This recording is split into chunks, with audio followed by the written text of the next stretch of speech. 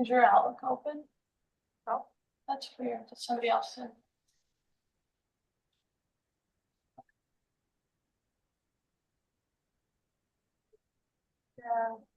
Yeah, almost everybody.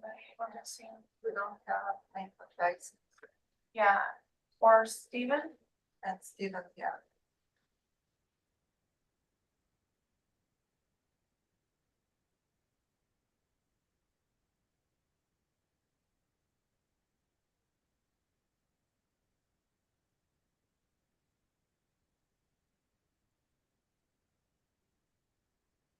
So it's 9 a.m. and we are still missing one voting member and 2 ex officio members, but I guess we can start.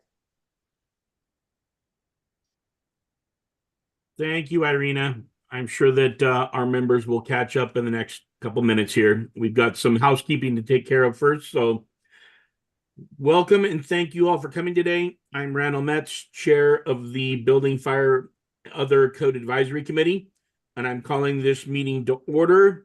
It is 9:01 on July 10th, 2024.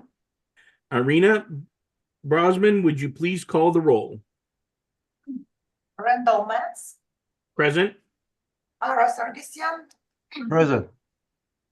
Ronnie Thomas. Present. Gary Dunger. Present. Nathan Dyson. Chris Achoa. Present. David Field. Here. Mark Blanchett. Here. Steven Guarino. Carl Newth. Jenna Garcia. Present. We have quorum. Thank you, Irina. And we do have a quorum for this meeting. At this time, I would like to remind the committee members participating remotely to disclose whether any other individuals 18 years of age or older are present in the room at your remote location and the general nature of your relationship with any such individuals pursuant to Senate Bill 544, Chapter 216, Statutes of 2023. I will disclose that my wife is present in my remote home office. That is all that I have to report. Mr. Chair, this is Ara Sargsyan. No one is in my office. However, this morning I learned that they are going to have a fire drill any moment right now, so I may miss meeting for 15-20 minutes or so. I will come back to the building, but I need to work with the staff here and will come back to my office. Excuse me for if I just get disappeared and come back. Thank you, Ara. Mr. Chair, this is Jenna Garcia. I am working remotely from my office inside my home, but my adult daughter is here, not within my office, obviously, but within my home. Thank you, Ms. Garcia. Hearing nothing more. Irina, would you please read the meeting information and instructions for the day? Okay, so good morning, everyone. Sorry, my voice today for some reason is not cooperating. So good morning, everyone. I am Irina Brosman, Supervising Architect of the California Building Standards Commission, and will be assisting the chairperson throughout the meeting. I would also like to introduce the other CBSC staff in attendance. Barbara Trusley will be running the Zoom webinar and YouTube webcast, and also help us with the public comments received during the meeting. Other CBSC staff are on Zoom, including our new Executive Director, Stoyan Bumbalov, and Deputy Executive Director, Kevin Day. This is an open public meeting of the CBSC Building, Fire, and Other BFO Code Advisory Committee. The purpose of this meeting is to ensure public participation in the development of the proposed building standards and to ensure adequate technical review and recommendations to the Commission and the state agencies on the proposed building standards submitted for this committee's review prior to being evaluated by the CBSC commissioners for adoption. Thank you. Any members of the public that would like to be recognized, please use the raised hand feature in Zoom, and any phone participants be ready on the phone. Barbara, please check Zoom and then the phone for public members to introduce themselves. We have Nate. Good morning, committee. Thank you for having me. My name is Nate Oliver. I'm the technical director for Vulcan Vents. Thank you. Thank you. And next we have George. George Barnes, Principal Fire Life Safety Officer, Division of the State Architect. Thank you. Thank you. Next we have Bob. Yeah, this is Bob Raymer, representing CBIA, BOMA, and the Apartment Association. Thank you. Thank you. Next we have Paul. Good morning, Paul Armstrong, representing the American Wood Council. Thank you. Thank you. Carl. Good morning, Carl Fippinger, Vice President, Fire and Disaster Mitigation, representing the International Code Council. Robert. Hi, Robert Marshall, San Mateo Consolidated Fire Department, representing the California Fire Prevention Officers Association. Thank you. And that's the last hand, and we don't currently have anyone on the phone. Thank you very much, Barbara. Irina, will you please read the remainder of the meeting information and instructions? Okay, so the proposed building standards are required to comply with specific criteria listed in Health and Safety Code Section 18930, commonly known as the 9-point criteria. The committee members can find the 9-point criteria listed in the Code Advisory Committee, CAC, meeting procedures and references provided as part of the materials for the meeting.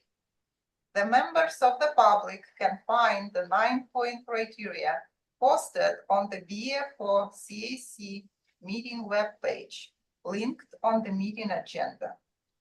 Committee recommendations are restricted to approve, approve as amended, disapprove, or return for further study.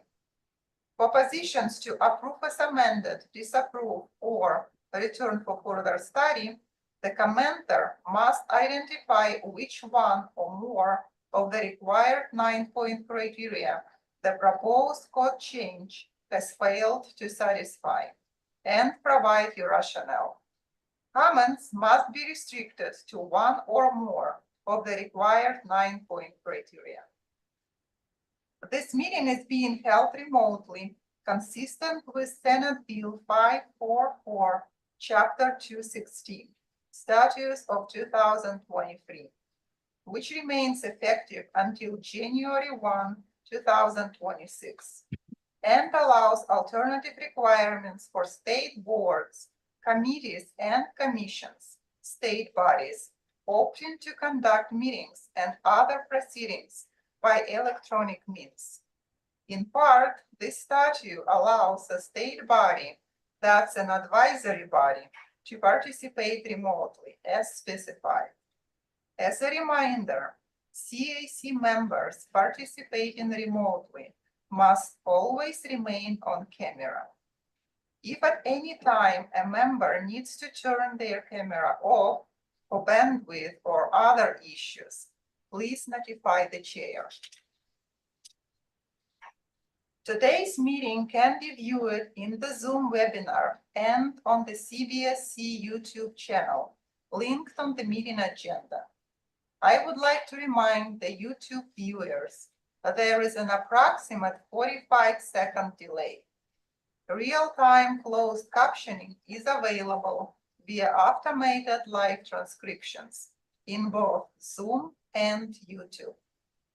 The public may provide comments on each agenda item by calling in on the Zoom teleconference number provided on the meeting agenda or by using the raised hand feature in Zoom.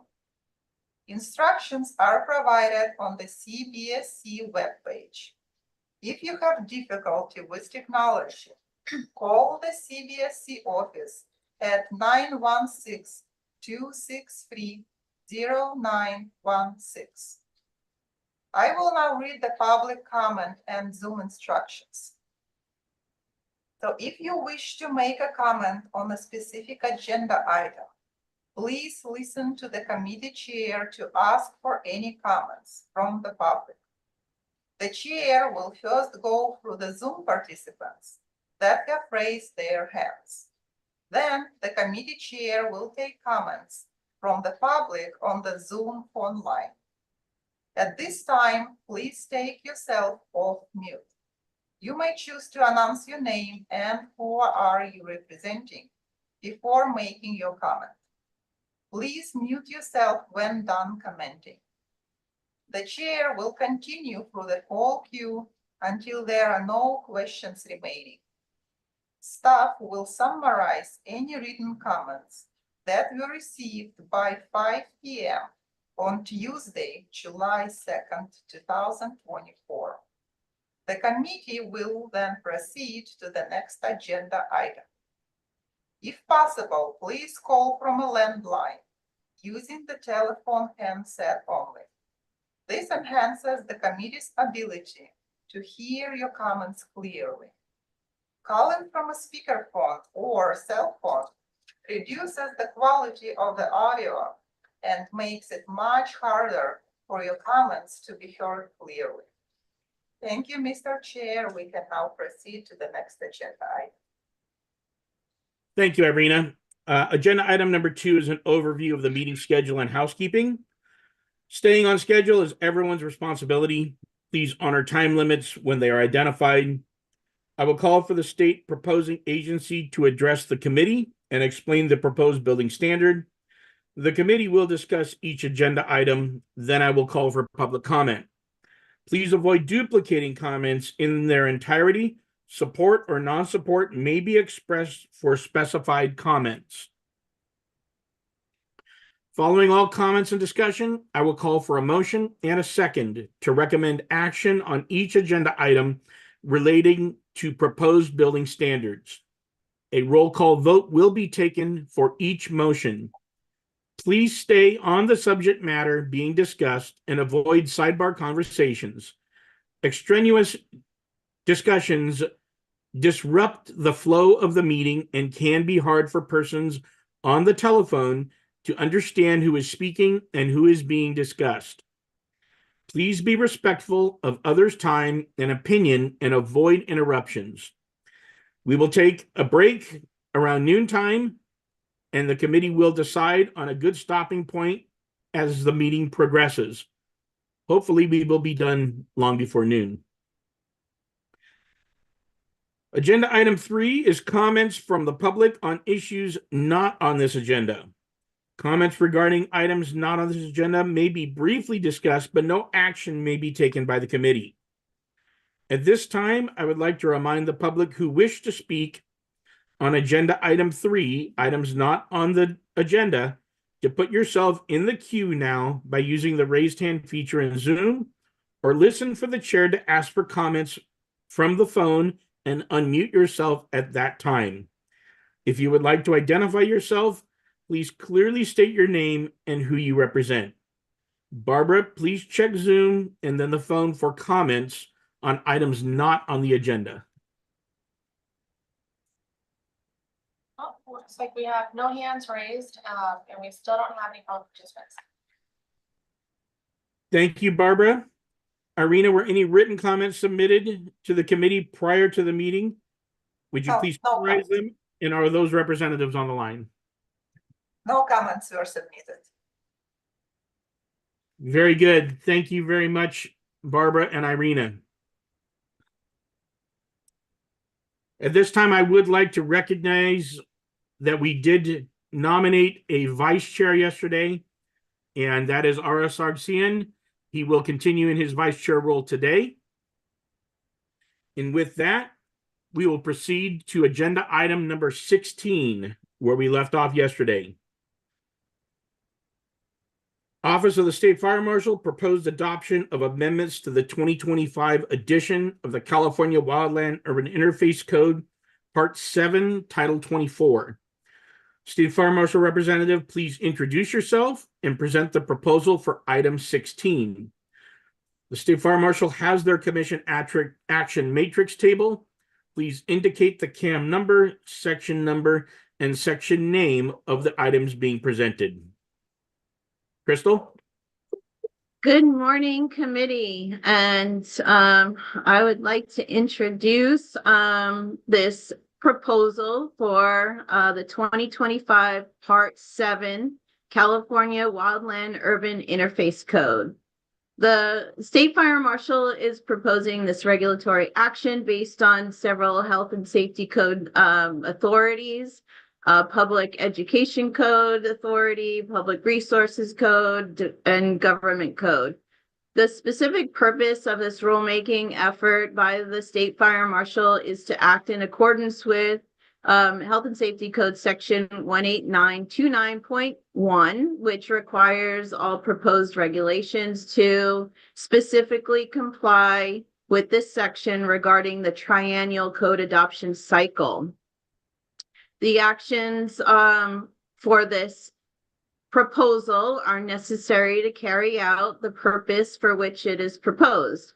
The rationale for these actions is stated in the initial statement of reasons and is promoting the prevention of fire, protection of life and property against fire and panic in occupancies addressed and published as the 2025 California Wildland Urban Interface Code.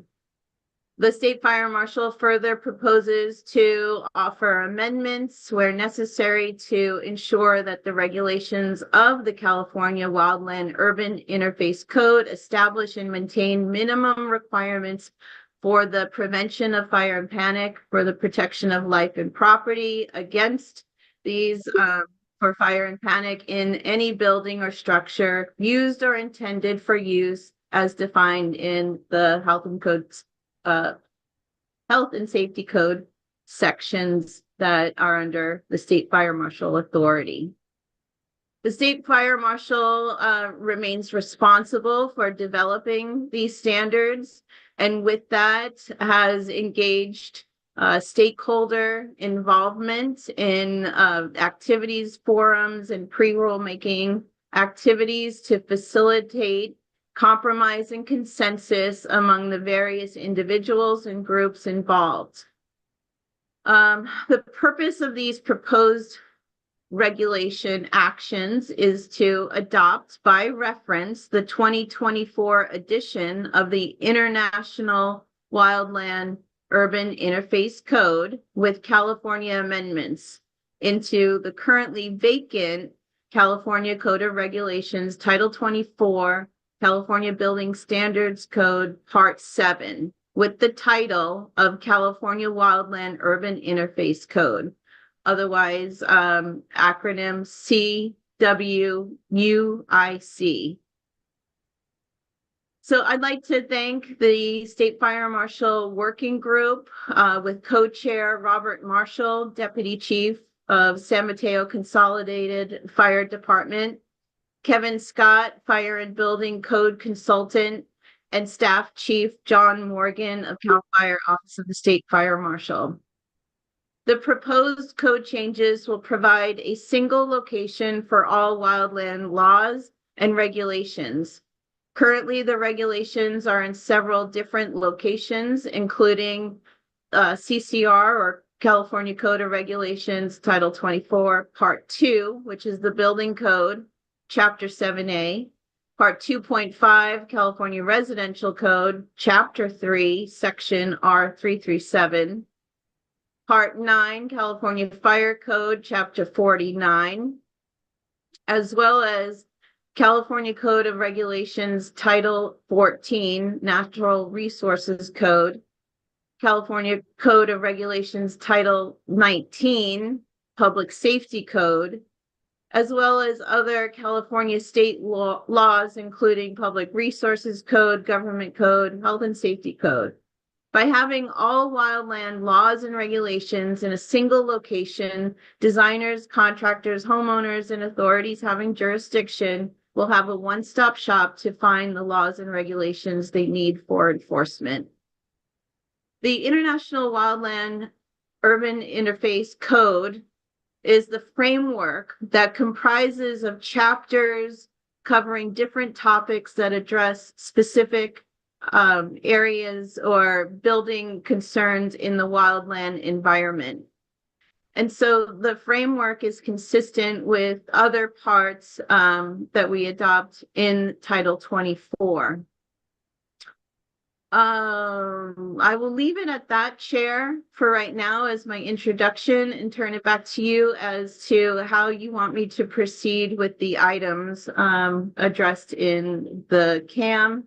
And one other shout out or acknowledgement is to Edith Hannigan of building of the Board of Forestry for her collaboration with the State Fire Marshal's office in including the Title 14 regulations at the high level into this document.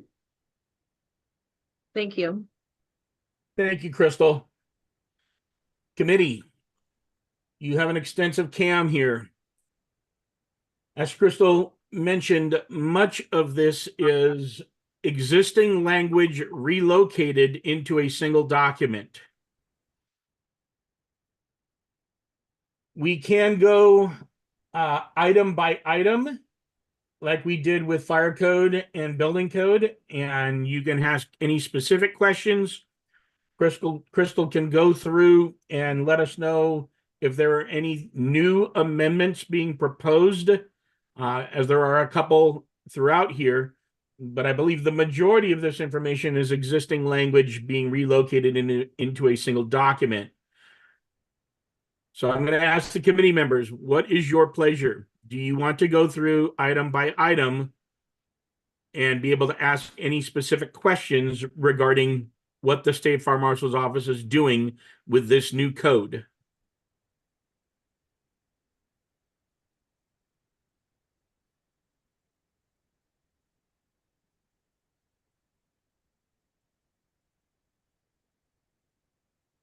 So Because this is Mark, because it is long, one way to handle this would just be to have Crystal address amendment, like new amendments or language changes. And then if committee members have questions on existing information, we can go back to that. Thank you, Mark. Crystal, is that something you're able to address, is just specific areas where you're proposing new language or amended language to existing, and make this flow pretty quickly for us? Yeah, I think if I go chapter by chapter, we can do this. You know, it would be manageable. Okay. So Why don't we let do me that then? Okay, so let me start off with item 1. Okay, so item 1 is chapter 1. And just like the other parts of Title 24, there is a Division 1 and a Division 2. Division 1 is California specific language.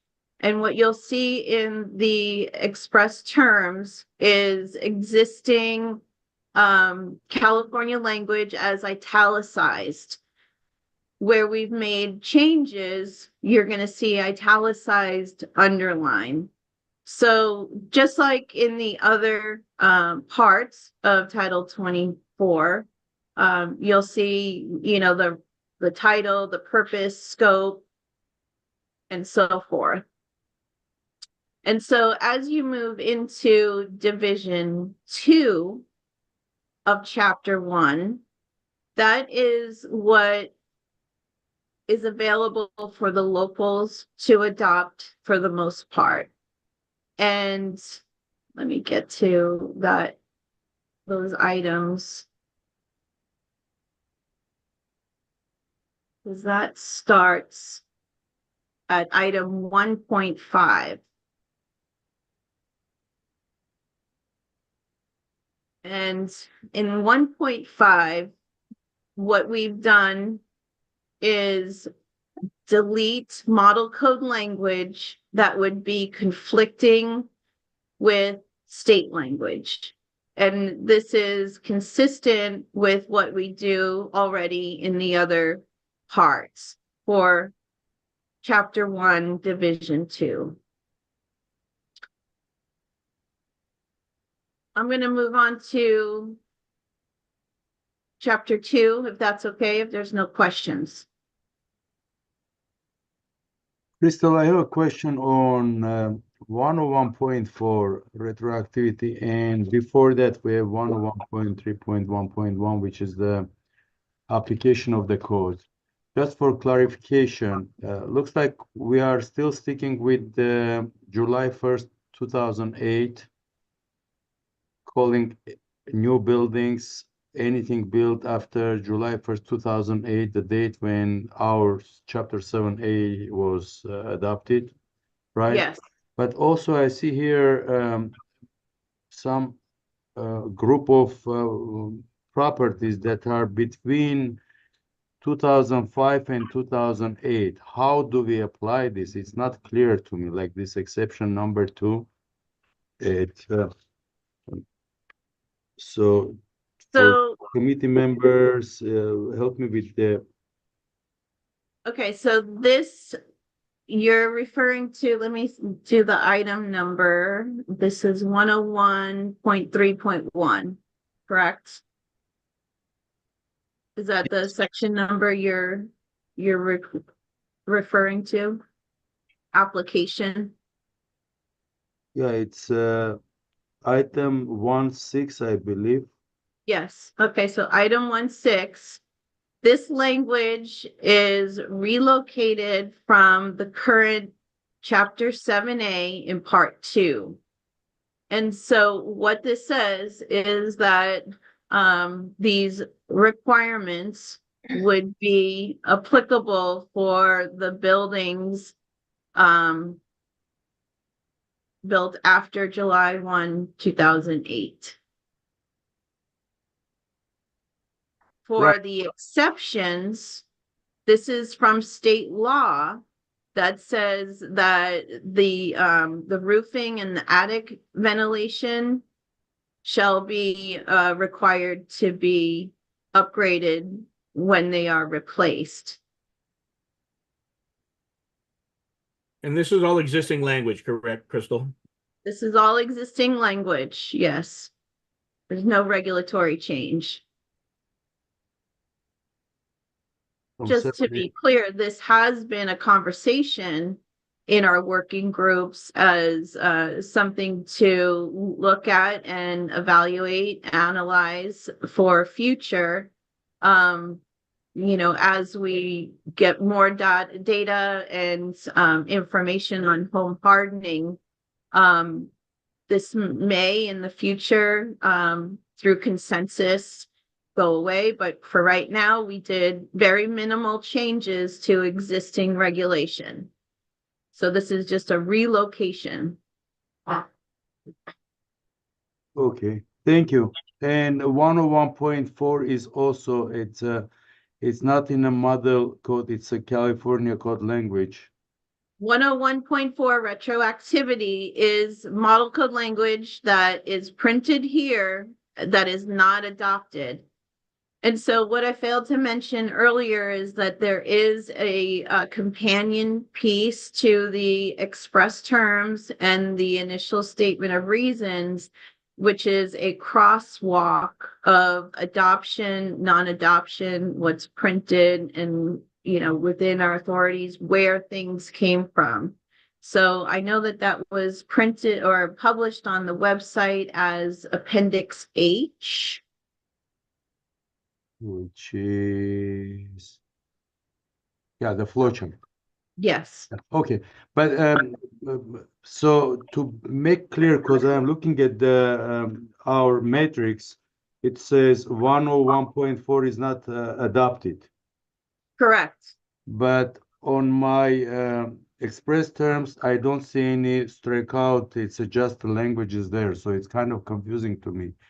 Was there Yes. any general coverage of this that all this is not adopted? For someone reading like a strikeout language, you say, yes, this is taken out.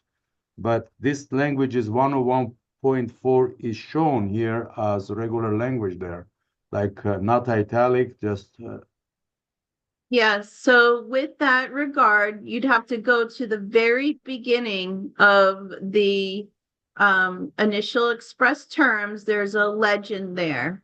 right. Model code language will appear upright. That's it. It will just appear upright.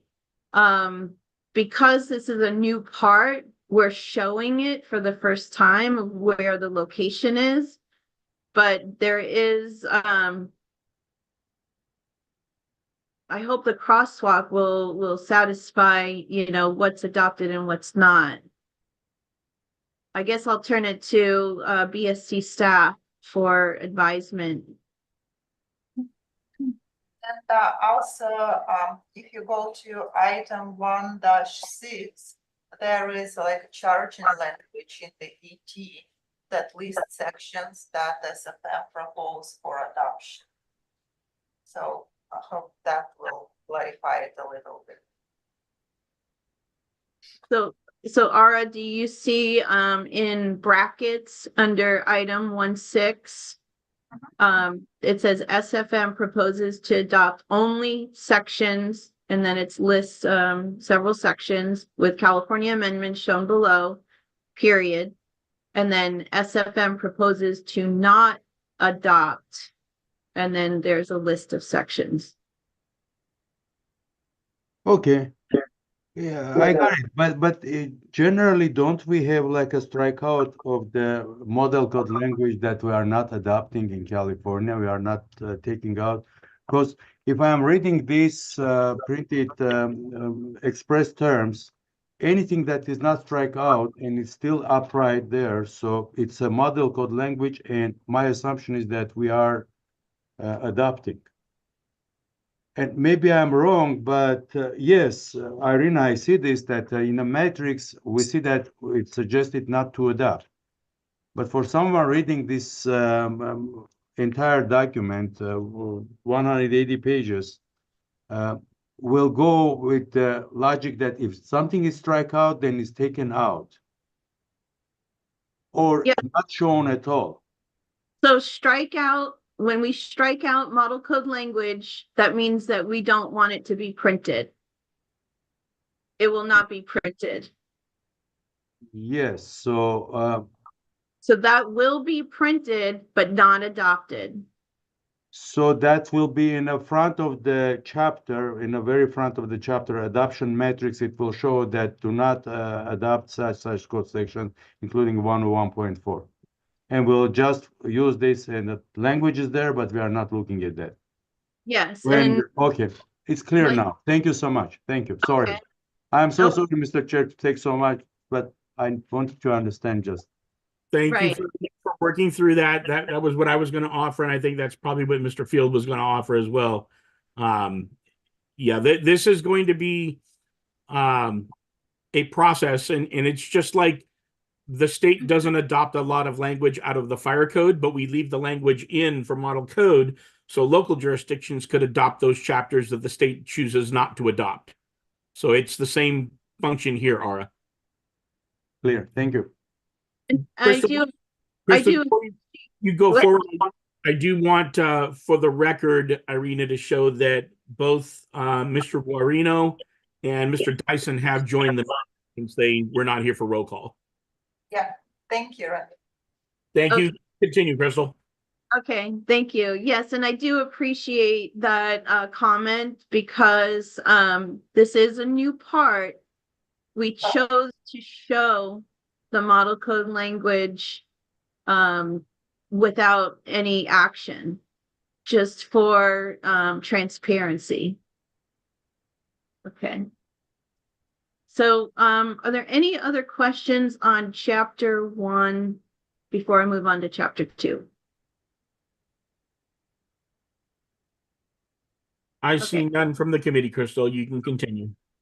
Okay, thank you very much. So just like the other parts of Title 24, we propose to adopt definitions, and there's a blend of definitions because we brought things in from Title 14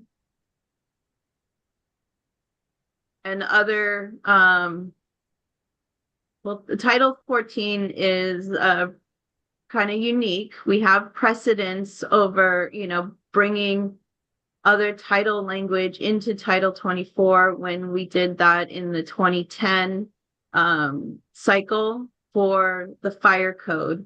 We brought in Title 19 language for code user ease, again, like the one-stop shop, and, just public awareness.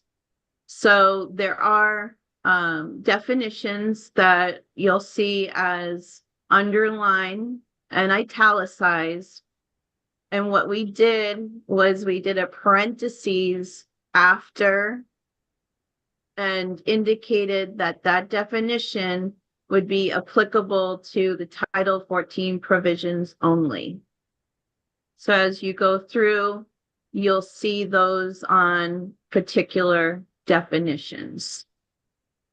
And Crystal, that would be because that definition held in Title 14 is established through statute, so we can't change the definition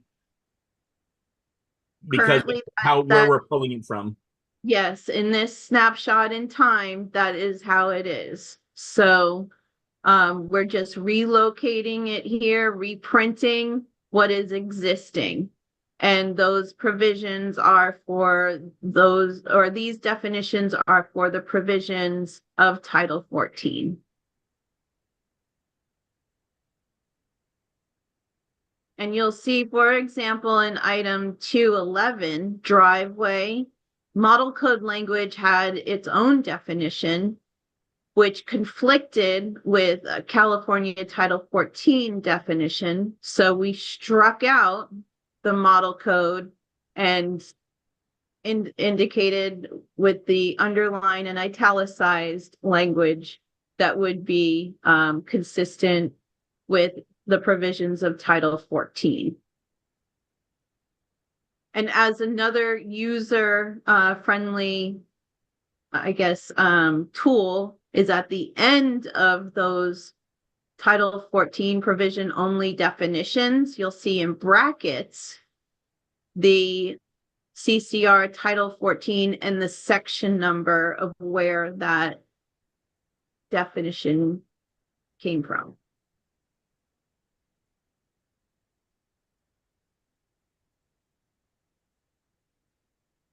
Thank you, Crystal. Any questions from the committee on item number 2, where all these different definitions are being pulled from? Mr. Chair, this is Ronnie Thomas. I do have one question regarding item 2-18, fire hazard severity zones. And I'm just curious how often the Office of State Fire Marshal will be updating and incorporating any type of analysis or updated fire hazard severity zone mapping, and how that might relate to it being incorporated into the code. Yeah, so this is a very high level statement for the definition. As you can read, the map, it was approved, State Fire Marshal Incorporated, and it lists the latest date. By statute, I believe it's every 3 years or 3 to 5 years. I can't remember exactly what the statute says, that State Fire Marshal shall reevaluate those maps. And there is pending legislation on mapping as well. So this again is a snapshot in time today of where the authority lies and where, these maps for the state responsibility areas has been recently approved. Okay, thank you. So we'll have time to keep the code up to date with the maps, it sounds like. Absolutely, yes. Perfect, thank you. So the code, as it's adopted every 3 years, will reflect the language of the mapping process at that point in time. So if terminology changes via statute, that language would be updated at the next adoption of the IWIC for the California version, correct, Crystal? Yes, yes, or an intervening cycle Correct. if need be. Any other questions from the committee on definitions?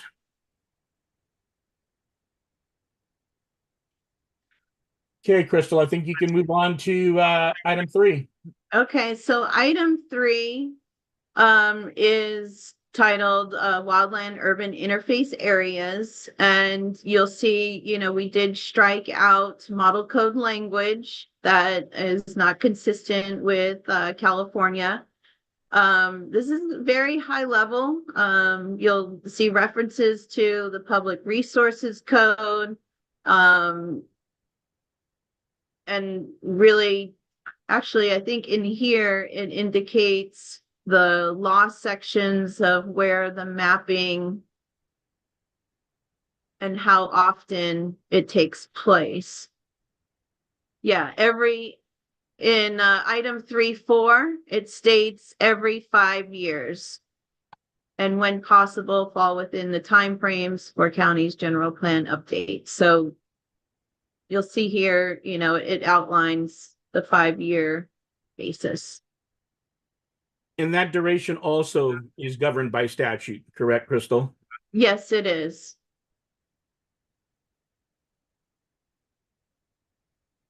So chapter 3 is very high level.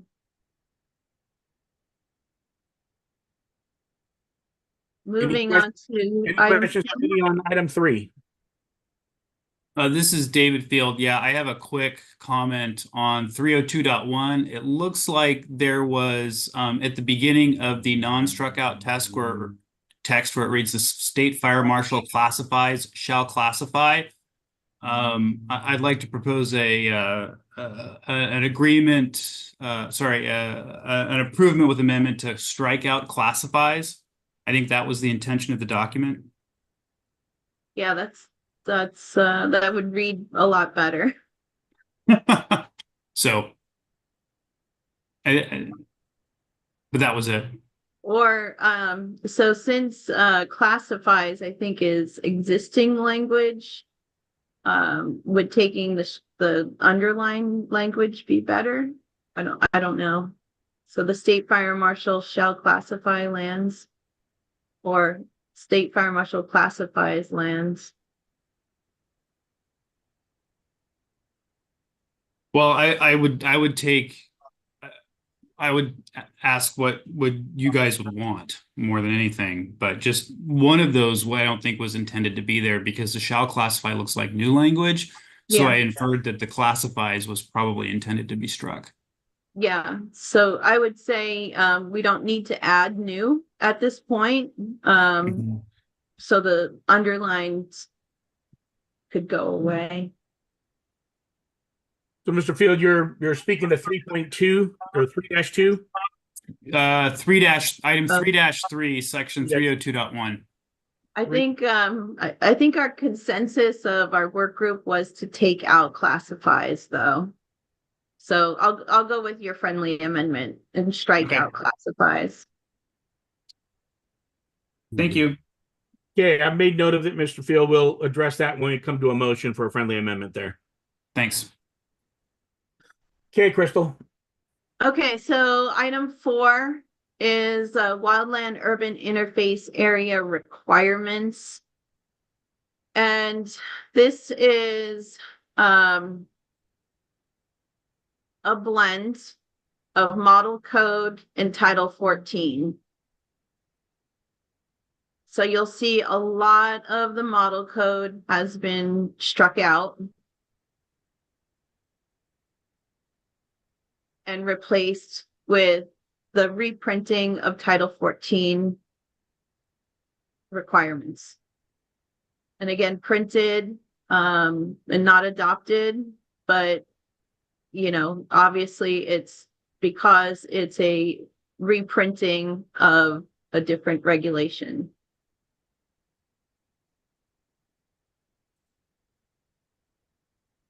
Are there any questions on item 4?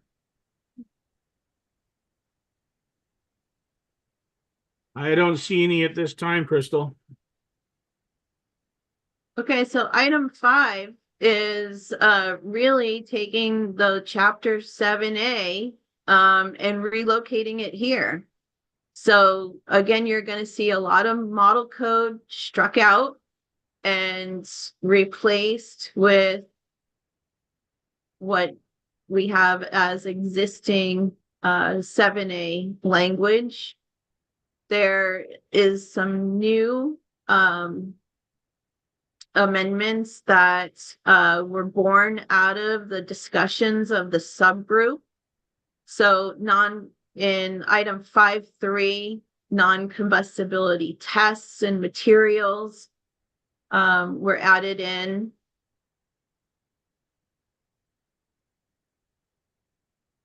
Let me scroll through a little bit. Some corrections to airspace under roof covering, improvements in the language.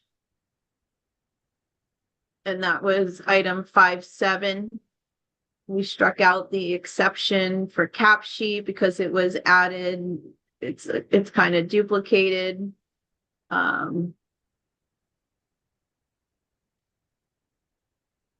Pretty much a cleanup to roof underlayment.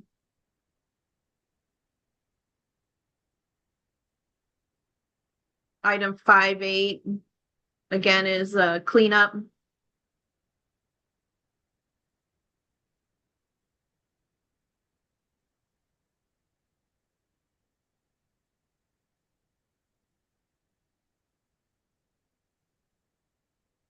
Five 10 is a cleanup as well.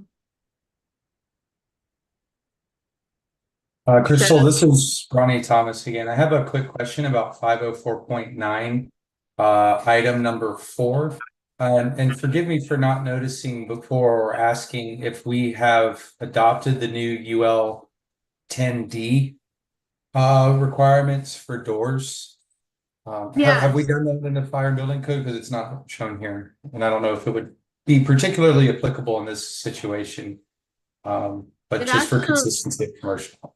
Yeah, that's actually really good comment because concurrently we are introducing a lot of our 7A language into the International Code Council's process for the 27 code.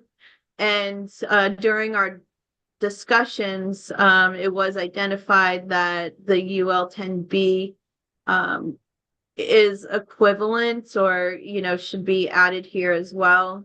So we anticipate that coming through as a public comment, or, we can do a friendly amendment here. In our reference code section, item 7, it is listed there, 10B and 10C.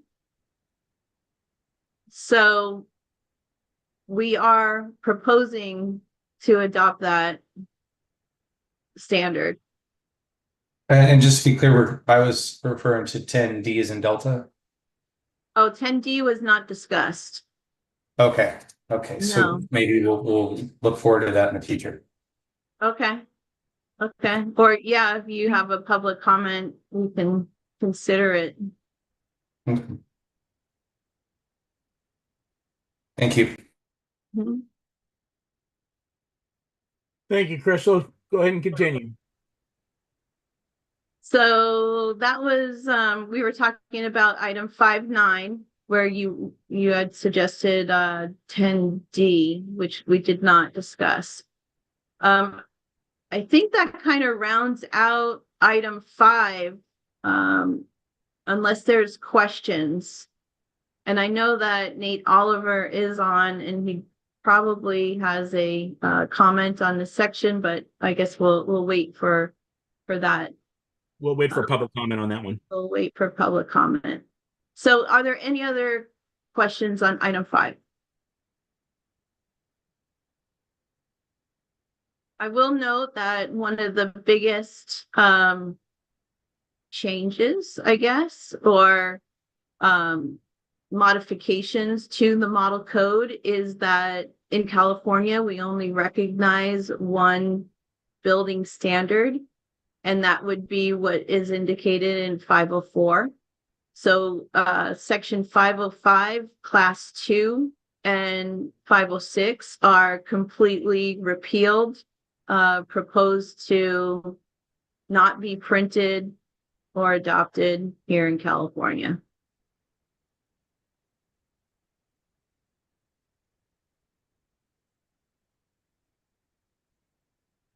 They'd be reserved.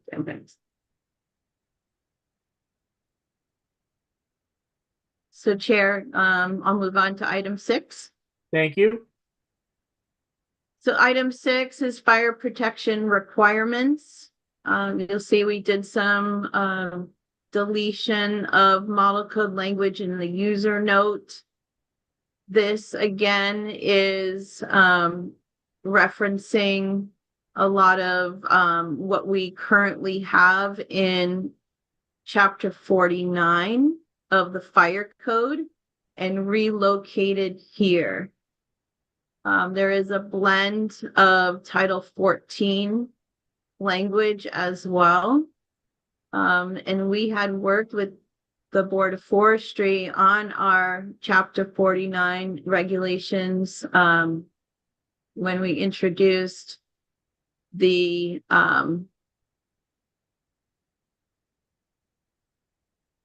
actually, I don't know if it's in Chapter 6, but the fire safe, the subdivision review, the general plan. Yes, it's right here in item 6.5. So the subdivision review, general plan, safety element, and some of the Board of Forestry regulations. So you don't see these as underlined because they are currently in Title 24, Chapter 49, and just being relocated here. And if you have any questions, I know Edith Hannigan is online. Do we have any questions for Crystal or Edith on this particular item? We did talk about this during the fire code adoption. The Chapter 49 was going to be relocated here.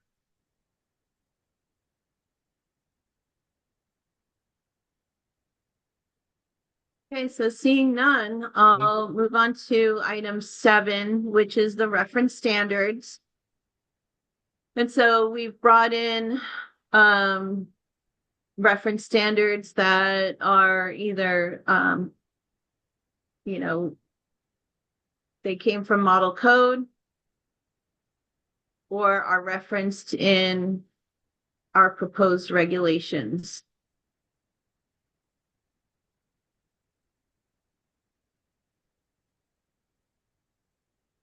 Chris, I do have a question on 711. This is where ICC lists the IPMC. We're leaving the language there, the model code language again, so for transparency purposes. And then if a local jurisdiction wanted to adopt IPMC language, they could as a reference standard themselves, if they chose to adopt the IPMC in their city, because I know some do. Where do you see that? I only have one item for 7. There's 7-11. It lists ICC IPMC, and then it states State Fire Marshal does not adopt IPMC and proposes to not list the IPMC as a reference standard. So we're striking through that and completely removing IPMC from the list of standards in this chapter, correct? That is the current proposal. Yes. Okay.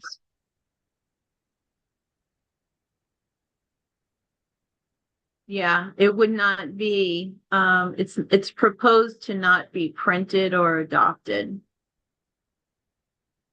Thank you.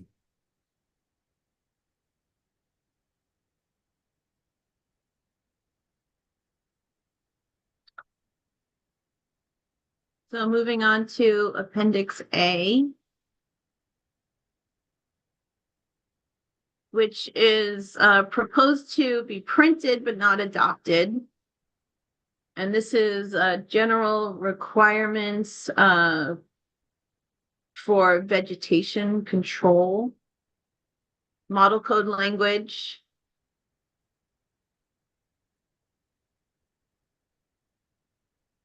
We did modify non-fire resistive vegetation to non-fire smart. That's consistent with what the model code is proposed to do for the 2027.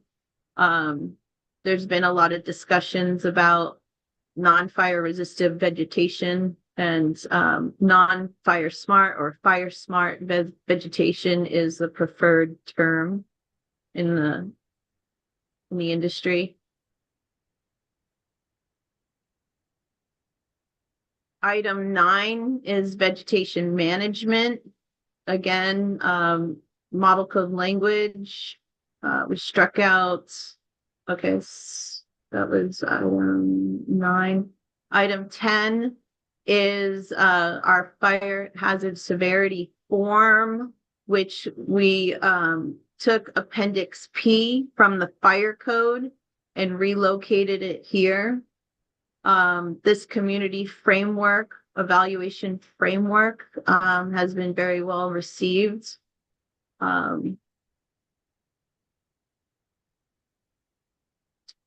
Appendix D is completely struck out.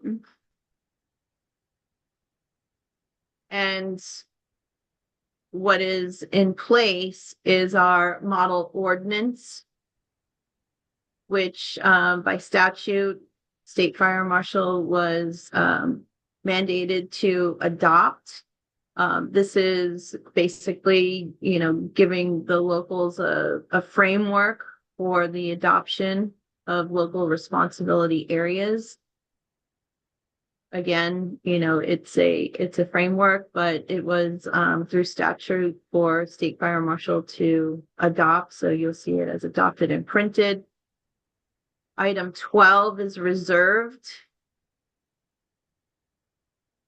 Item F is characteristics of fire smart vegetation. This is our guideline of what that means.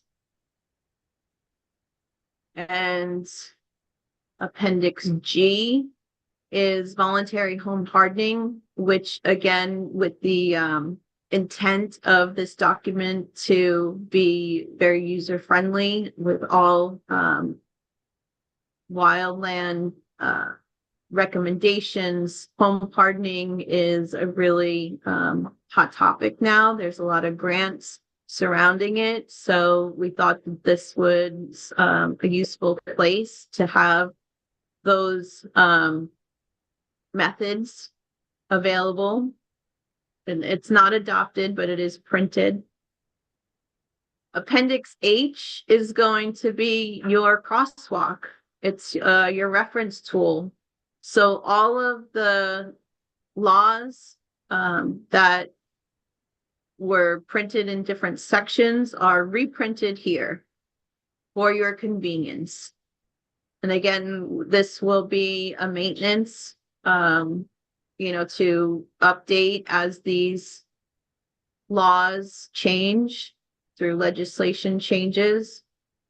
But again, having all of them in one place was really the intent to be useful for not only the designers, but the wildland area residents, AHJs, and the like.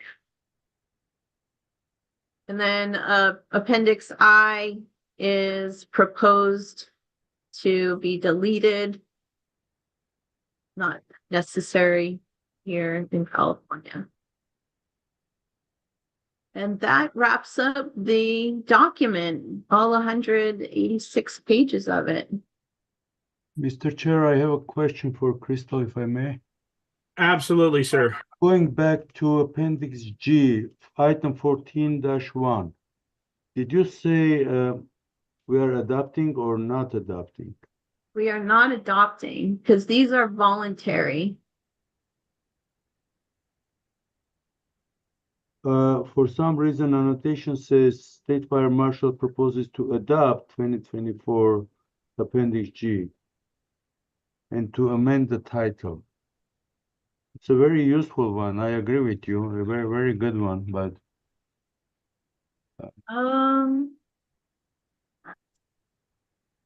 So we're adopting it, but it's all voluntary. So there's no. yeah. So, but you are not deleting. You are adopting. See, in the CAM 14.1, it says State Fire Marshal proposes to adopt 2024 IWIC Appendix G and to amend in the title. So are we or are we not adopting it? Yeah, I see. It does say proposes to adopt Appendix G, but it is voluntary home hardening recommendations. So I think that is incorrect. These items are not mandatory, so they would not be adopted. It's printed. No, voluntary. But it's, yeah, so that is a mistake in this. I apologize for that. Thank you.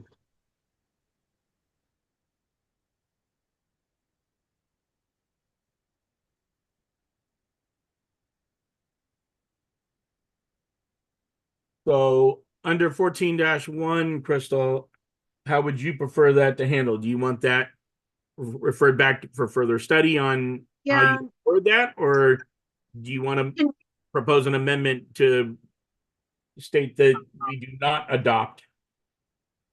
I would propose further study because these provisions were done by consensus in the group. And so I'd have to go back to the work group and look at those notes. I apologize for that. So yeah, I would recommend further study on that one so I can get clarification. Okay. I have that one listed.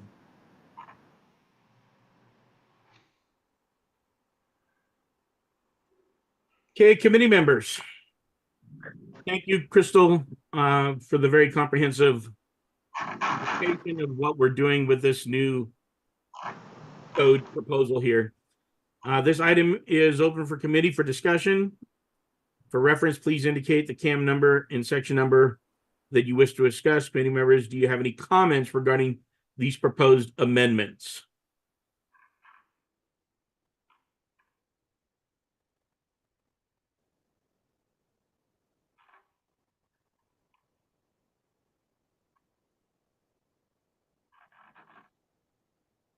Okay, hearing none at this time, I'd like to remind the public who wish to speak on agenda item 16 to put yourself into the queue now by using the raised hand feature in Zoom, or listen for the chair to ask for comments from the phone and unmute yourself at that time.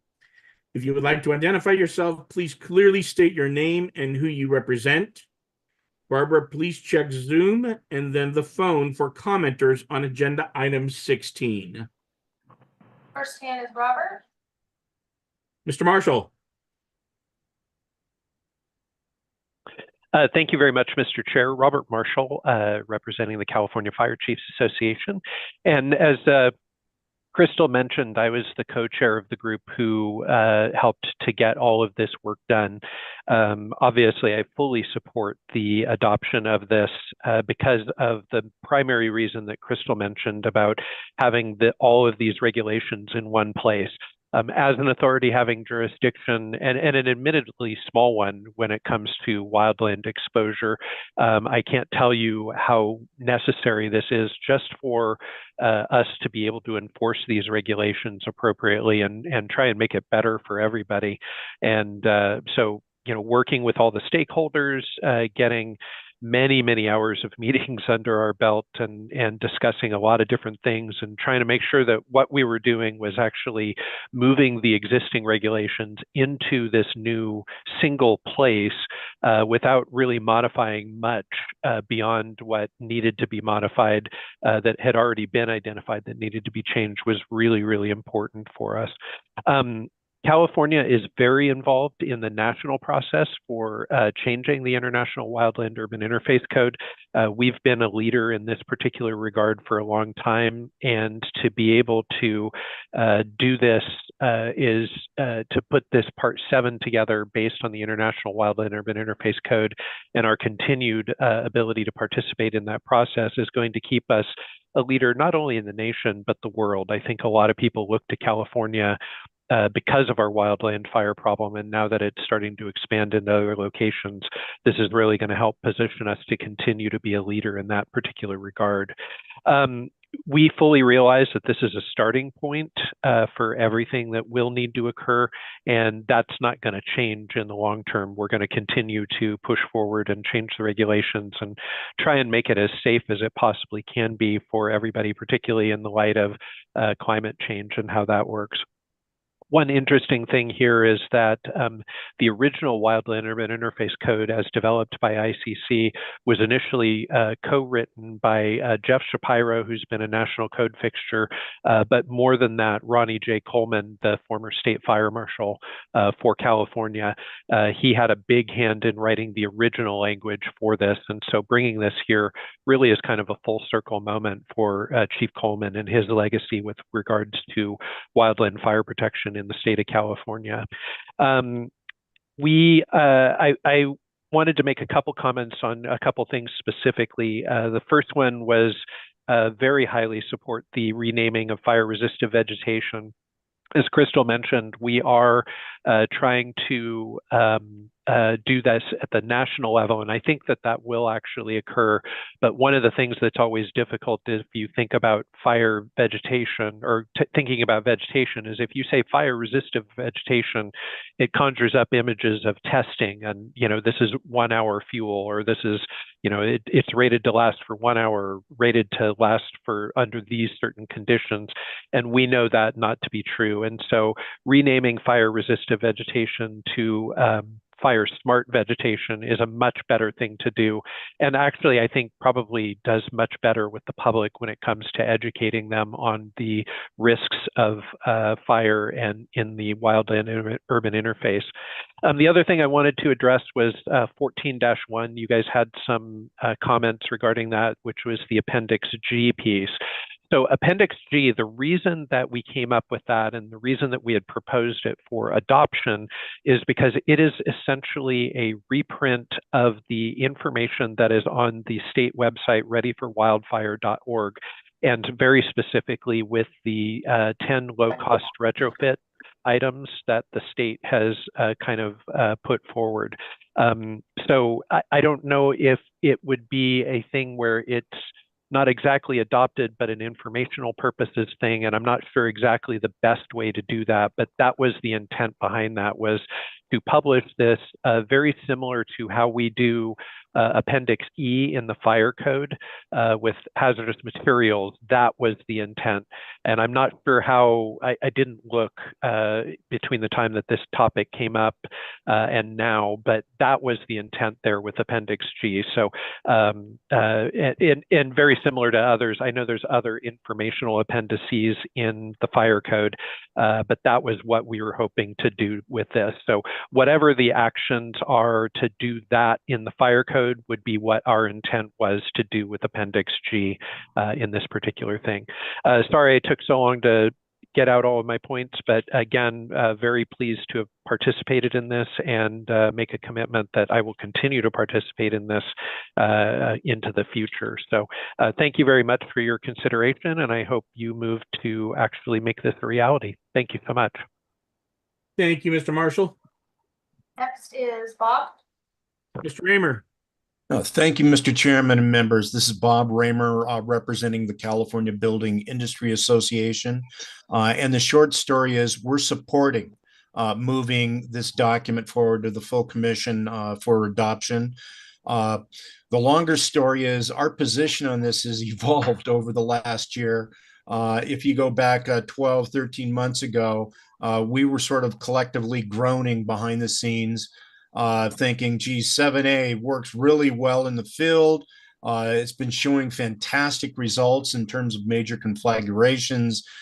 We were seeing that buildings built to 7A had an 8 to 9 times better chance of surviving these major conflagrations than those buildings built prior to 2008, along with the defensible space. And so, we were thinking, taking a very myopic view that, geez, why fix something that just isn't broken? But at the same time, as Crystal's kind of pointed out, we were also running into a problem with the legislature and other agencies like the Department of Insurance, where we were continually trying to take a wheelbarrow of documents around.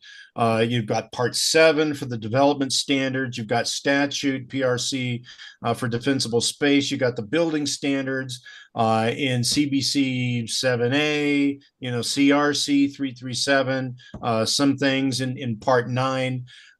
It was incredibly difficult to try to get the non-code user to sort of warm up to, here's all the different stuff we're dealing with. And so putting it all into one book does make a whole lot of sense. And over the past year, we warmed up to that.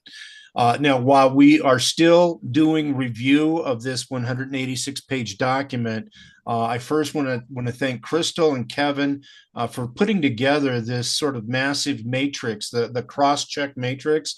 It really helped save me a lot of time in going through this. And while we haven't finished our comparative analysis yet, we have on the big three issues that are most important to us. Number one, the application provisions. As Crystal said, those were meticulously moved from point A to point B into the new Part 7. We've checked. We were concerned that maybe something would get lost in the shuffle, particularly related to moderate and high fire severity zones in the LRAs. That's not the case. And second, the building standards from 7A and 337. Once again, those were meticulously moved forward into the appropriate parts of the new Part 7. Lastly, the Board of Forestry's Edith's regs over there in Title 14, the stuff that we looked at yesterday from Chapter 49 have once again been transplanted very well into the new Part 7. And so over the course of the next few weeks, we'll finish our comparative analysis. I don't foresee that we're going to come across anything given the level of good work that's been done on the three big issues. And so with that, I guess I would have to say congratulations to Crystal and to the working groups that have been spending a ton of time on this. It looks like it's going to work. And so with that, we're supportive of the document. Crystal, if we've got any other issues that do pop up, we will get a hold of you as always. But, so far, so good, guys. Thank you. Thank you, Mr. Raymer. Next is Michael. Mr. Malinowski. Thank you, Michael Malinowski, on behalf of the American Institute of Architects, California. We are supportive of this measure, and I want to particularly double down on Mr. Raymer's comments of congratulations to the working group, Crystal Sujeski, and the entire State Fire Marshal team, and the many stakeholders that contributed to this massive effort that has gone on for so long and gotten so far into the weeds. We particularly congratulate the State Fire Marshal's enlightened new perspective that the code can act as more than a regulatory document. It can act as an educational document and as an informational tool. We particularly applaud the gathering of diverse information where it is printed but not adopted. That makes it much easier for design professionals to inform our clients, to make enlightened decisions, to cajole and entreat our customers to take measures that may not be mandated, but will help in addressing this critical issue throughout the state of California. And again, congratulations, very supportive, and very much looking forward to seeing this document in print. Thank you. Thank you, Mike. Next is Nate. Mr. Oliver, now's your time. Thank you, everybody. I am silently applauding. I can't believe we're here. I literally can't believe that this scope of work got done, and this is just a small part of this gigantic puzzle. So, just my hats off to Crystal and to Kevin Scott and to Robert Marshall and all the big hitters involved here. So, we're just a little stakeholder over here, concerned with vents and structure hardening. Very important, but admittedly a small part of the puzzle. I am a dog on a bone, as Crystal knows, and there's one pesky little piece of language that somehow just isn't working for the market, and it is concerning item 5-12 that calls out sections 504.9.3 through 504.10.3. I care about, and in particular have a major objection to 504.10 vents. I believe this language also occurs. I do get a little fuzzy in residential code and building code, but I think it's CRC R337.6, and I think it parallels also in the CBC. We love the development of this language and where it's, we worked hard and everybody worked hard to get it to where it's currently at, but there is a little fragment of a sentence in 504.10 that, in our opinion, absolutely must go, and I can talk about that or answer questions. It is specifically the first sentence, where provided ventilation openings for, and then it very precisely specifies all of these different vent locations, which is great. But near the end of that sentence, it says, or any other opening intended to permit ventilation. And that part right there blows open what the paragraph just finished specifying. It specifies well, and then says, actually, any hole on the building. And because of the lack of specificity there, it is being interpreted in a multitude of ways, some of which are kitchen hood exhausts, ducted air loops needed for electric heat pumps and water heaters, exhaust from gas-fired equipment and appliances, plumbing vents, dryer vents, even though those do have a provision, outdoor air loops for unitary PTACs or heat pumps, blah, blah, blah, blah, blah, blah, blah, blah. These ducted appliance, call them appliance vents, the ducting goes through the attic space often, or through the crawl space. But it doesn't mean that those exterior holes in the envelope are exposing a vulnerability in that crawl space or in that attic space, because they are ducted and lead to often an appliance or the interior space. And so we are seeing from large builders, billion-dollar builders, their architects are reaching out to us, or other contractors, architects that are having problems with building inspectors. The building inspectors are interpreting this differently and calling out for a fire and ember safe vent to be put on a 1-inch little ducted, exit in a building envelope, because of this universal little sentence fragment.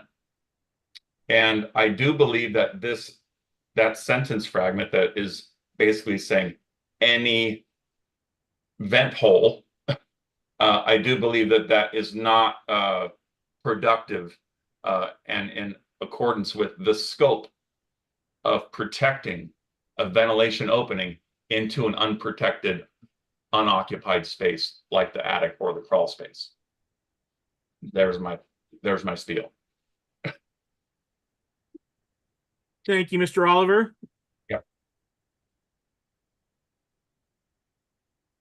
Can I make a recommendation? Is that appropriate? You can make a recommendation if you like. It doesn't mean that they're going to take it, but fair enough. Put it into the record. I would recommend that this have further investigation. Is that right? Further research, further investigation. We can't omit it because there's problems in that, and this isn't the place to weed it out, right? But I would recommend that this takes some receive some attention. Thank you. Thank you, sir. Next is Manny. Mr. Munez.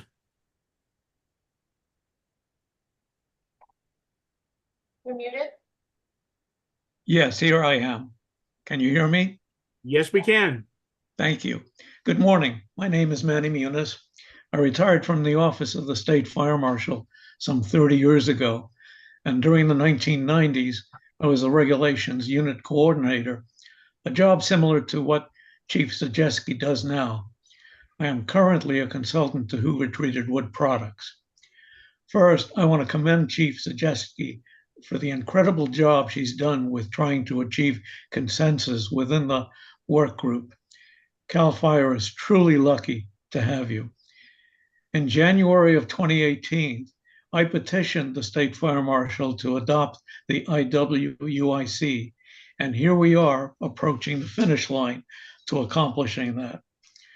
My comment is focused on proposed state amendment section 504.7.3.2, having to do with the protection of decks. As you know, these proposals must comply with the 9-point criteria, one of which is that the applicable national specifications, published standards, and model codes have been incorporated. It appears that this proposed state amendment does not adopt the minimum requirements for decks as found in the IWUIC model code. In fact, the state amendment is less restrictive than what is required by the IWUIC. Please be aware that the State Fire Marshal did submit this state amendment as a code change proposal to the IWUIC at ICC. This is appropriate, and it was heard by the ICC International Fire Code Committee in April of this year. It's identified as WUI 54-24. After hearing testimony from the State Fire Marshal and others at the ICC code hearings, the International Fire Code Committee voted to disapprove the proposal by a vote of 11-2. While the ICC code change process is not complete as yet, because they have to complete the public comment portion, the governmental voting members of ICC will have to be substantially convinced that they should overturn the action of the International Fire Code Committee, which disapproved this proposal 11-2.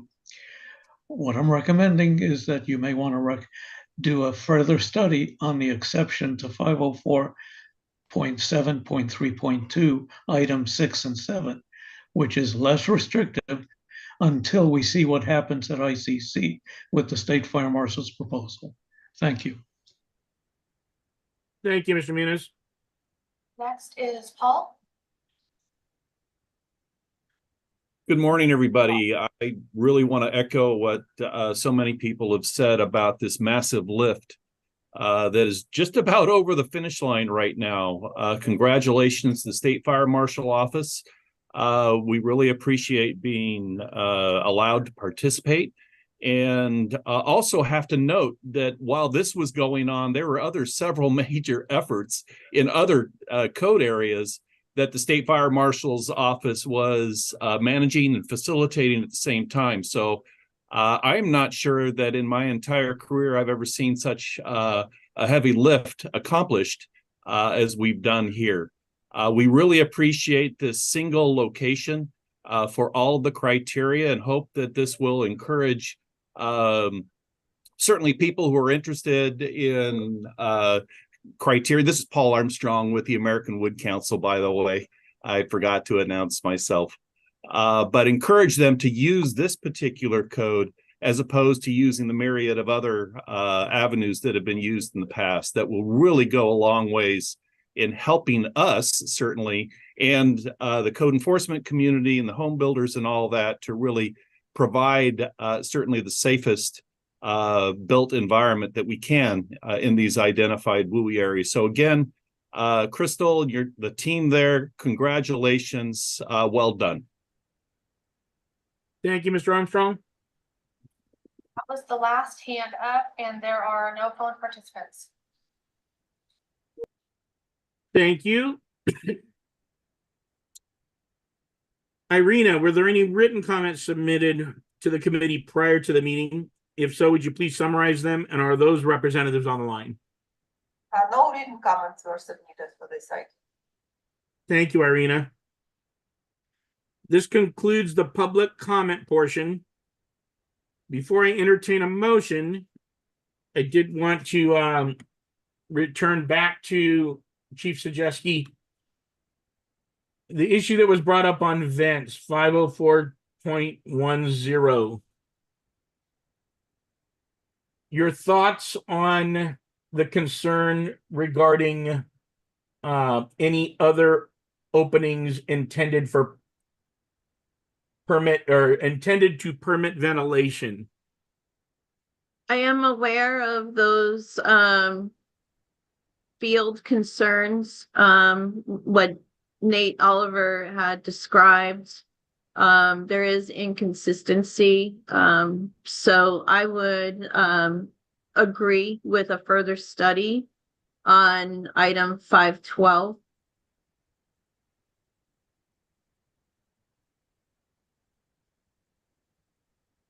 Okay, that's what I wanted to get at there.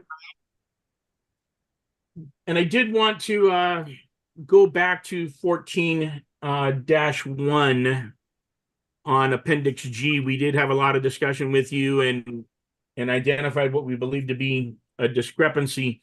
It looks like the language that is written in the eyesore is clear that you don't intend to adopt, and it's being printed for the purposes of information only.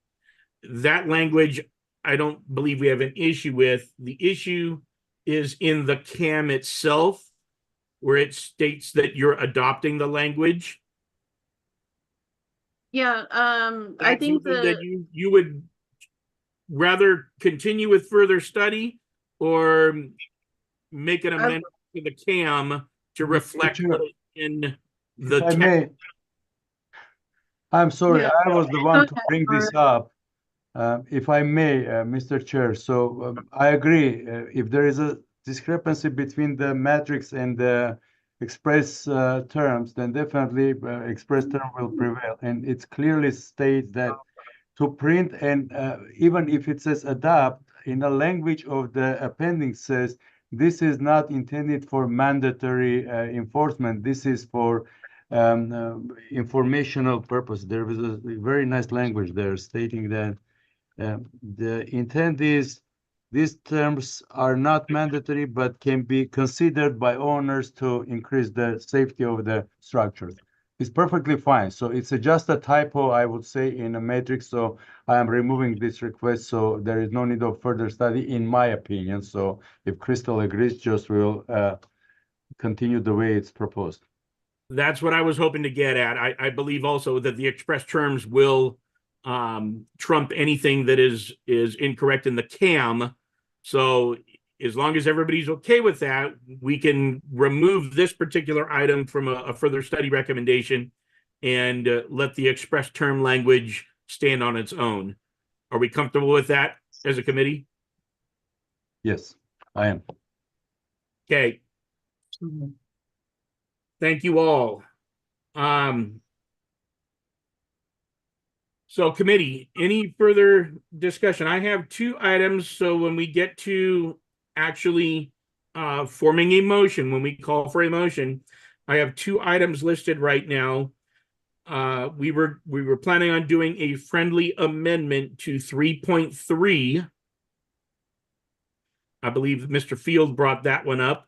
And then we are looking at 5-12 for further study based on the feedback regarding events.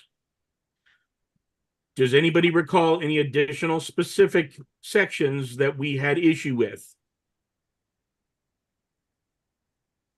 I'm seeing some head shake no, so I think we're at a point now where I can entertain a motion to dispose of the bulk of the agenda item 16, and then we'll address the further study issues after that. There was a friendly amendment in item 3-3 to Correct. Remove classified. So you may single that out also. Yeah, we'll deal with that on a separate motion.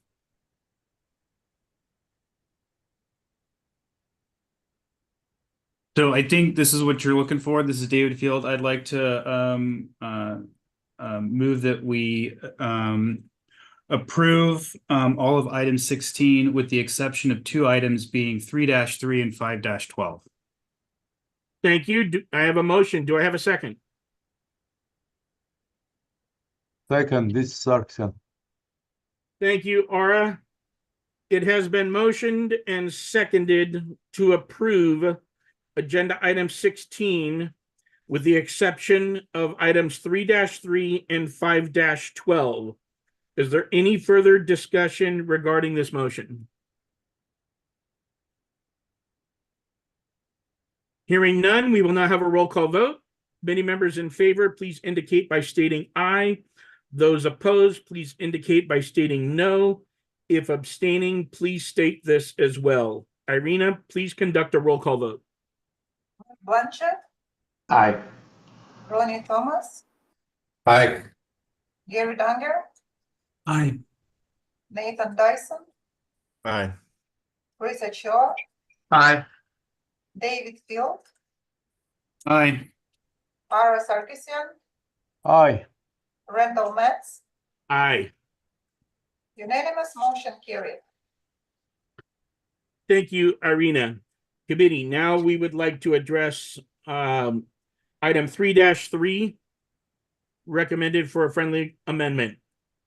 Does somebody want to make a motion on this item? This is David Field. I will, because it was my comment. So I would like to take item 3-3, approve as amended, with the amendation being to strike out classifies based on criterion 6, that it's unclear. Thank you. I have a motion. Do I have a second? Second, Aura. Thank you, Aura. I have a motion and a second to have a friendly amendment to item 3-3. Is there any further discussion regarding this motion? Hearing none, we will now have a roll call vote. Committee members in favor, please indicate by stating aye. Those opposed, please indicate by stating no. If abstaining, please state this as well. Irina, please conduct a roll call vote. Mark Blanchett, Aye. Ronnie Thomas, Aye. Gary Danger, Aye. Nathan Dyson, Aye. Risa Shaw, Aye. David Field, Aye. Ara Sarkisian, Aye. Randall Metz. Aye. Unanimous motion carried. Thank you, Irina. Our final item on this agenda item here, 5-12. Looking for a motion for further study on 5-12. Committee?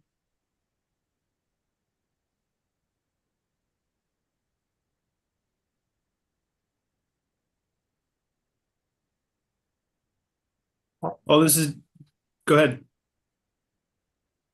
Go ahead. Okay, this is David Field. I would like to submit item 5-12 for further study based on criterion 6 relative to the nature of ventilations in openings that do not usually require screens in other portions of the code. Thank you, Mr. Field. I have a motion. Do I have a second? I'll second Ochoa. Thank you, Chris. I have a motion and a second to recommend 5-12 for further study based on criterion 6. Do we have any further discussion regarding this motion? If I may, Mr. Chair, just Yes. because Crystal agreed to go to further study, I'm going to be in agreement with everyone, but my personal opinion is that this was in Chapter 7A already, exactly the same language, and it's a matter of interpretation. Yes, on a field, sometimes we see different interpretations, but that code section was clear to me because it talks about the openings intended for ventilation, and right after that refers to following code section and says when ventilation openings are providing, covers are providing, or meshes are providing, then they need to be amber and flame resistant, something like that, right? So it's already kind of like only in these cases. I don't see any case that someone will confuse the opening that is running a duct continuously and not terminating at the exterior wall will be confused with just vent mesh. But if committee decides to go either way, I'm fine. It could be easily done this by a mid-cycle code change, some amendment. So to me, this is existing language, and we do in California enforce Chapter 7A with the same way. Yes, I agree. I think in some cases, yes, there are some interpretations, but to me, always was this clear, so I didn't have a problem. But if committee chooses to go to further study, I'm okay. Thank you, Ara. I do concur with your feelings since it is existing language. I think in this case here, the potential for further study could clarify some of that language so that a code official that may not feel it is as clear as you and I may feel may have that loophole closed to make it clearer for them on what the intent was. So I think I'm comfortable with further study on this issue, even though it's existing language. Thank you for the discussion. We will now move to a roll call vote. Committee members in favor, please indicate by stating aye. Those opposed, please indicate by stating no. If abstaining, please state this as well. Irina, please conduct a roll call vote. Mark Blanchett, Aye. Ronnie Thomas, Aye. Gary Danger, Aye. Nathan Dyson, Aye. Rita Shaw, Aye. David Field, Aye. Ara Sargsyan, Abstain. Randall Metz, Aye. 7 in favor, 1 abstain, motion is carried. Thank you, Irina. I now need a motion for the entirety of agenda item 16 to accept the actions of this committee on agenda item 16.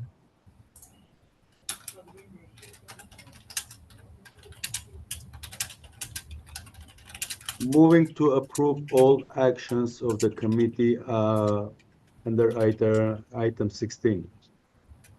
Thank you, Ara. I have a motion. Do I have a second? Blanchett, second. Blanchett. Mr. Blanchett, thank you. I have a motion and a second to accept the actions of this committee on agenda item 16 in their totality. Any discussion on this motion? Hearing none, we will now have a roll call vote. Committee members in favor, please indicate by stating aye. Those opposed, please indicate by stating no. If abstaining, please state this as well. Irina, please conduct a roll call vote. Mark Blanchett, Aye. Ronnie Thomas, Aye. Gary Danger, Aye. Nathan Dyson, Aye. Rita Shaw, Aye. David Field,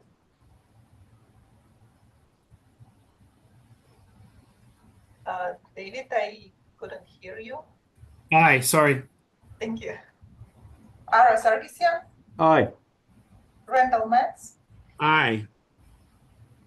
the vote is unanimous, motion carried. Thank you, Irina. Committee, I now need a motion to accept the actions of this committee on all agenda items 5 through 16 to be approved in their totality.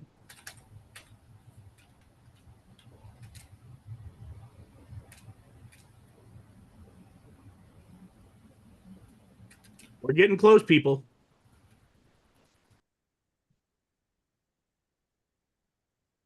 All right. This is Dave. Oh, go ahead. All right, I'll move it that we move and accept the actions of this committee for agenda items 5 through 16 in totality. Thank you, Mr. Ochoa. I have a motion. Do I have a second?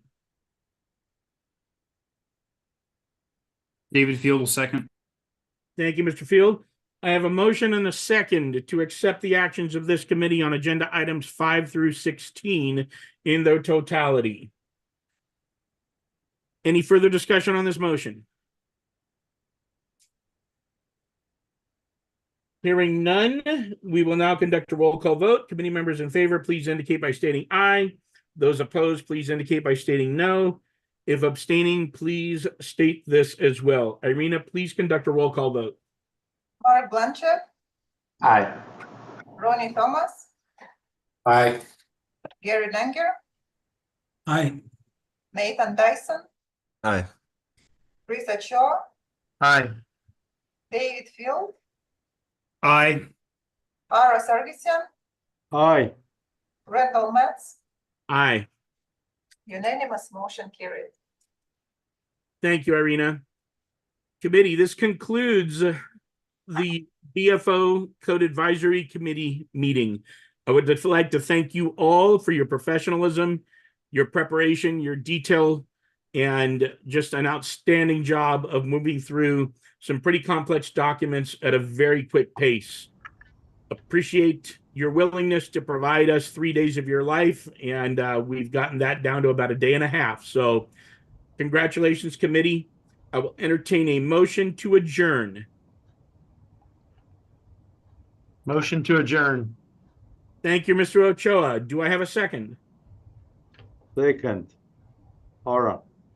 I have a motion and a second. Committee members in favor, please indicate by saying aye. Those opposed, please indicate by stating no. If you are abstaining, please state this as well. Aye. I think we have a whole group of ayes right now. Aye. Aye. Thank you all for your time. This meeting is adjourned. Thank you much. Thank you so much, Mr. Chair and committee. Great work, and we can't thank you enough for all your efforts. You are our favorite chair. I should ask that. I should add that. Thank you very much for running this show. Thank you to everybody, especially the support for the BFC staff. Yeah, absolutely. Thank you, everyone. Thanks, everyone. All Have a right. great day. Thank you all. Have a good day. Bye-bye. Bye-bye.